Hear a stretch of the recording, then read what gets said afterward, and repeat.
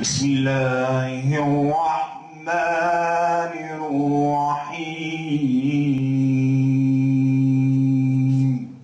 Ve bir günün seherinde kanatlandım şehadetle, göçtü sen ebediyete ey şehit Şeyh Ahmed Yasin.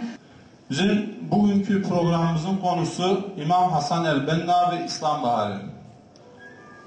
İmam Hasan el-Benna 20. yüzyılda İslam coğrafyasının gaflete daldığı bir anda ortaya çıkmış ve İslam ümmetine bir ışık olmuştur. Şu anda Arap Baharı olarak isimlendirilen ve inşallah İslam Baharı olarak umut ettiğimiz bahar, onun yetiştirdiği insanların eliyle olmuştur ve inşallah tamamlanacaktır.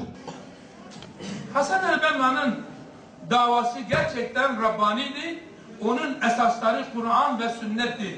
İslam gerçekten devlettir, vatandır, hükümettir, ümmettir, ahlaktır, kuvvettir. İslam rahmettir, İslam adalettir, İslam kültürdür, kanundur, ilimdir, hükümdür. İslam madde ve servettir, halal bir kazançtır. İslam zenginliktir ve İslam Allah yolunda cihattır. İslam davet ve tebliğdir. İslam aynı zamanda ordudur, fikirdir.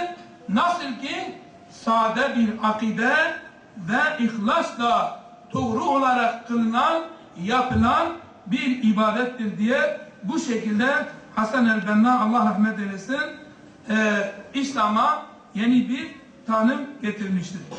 وما زال إلى هذا اليوم كلماته وأفعاله صدقة جارية له وهو في قبره. Allah Celle Celaluhu onun hayatını mübarek kıldı. Onun o kısa hayatını mübarek kıldı ve onun açtığı dava devam ettiği müddetçe Allah Celle Celaluhu ona sevabını verecektir ve vermeye devam etmektedir.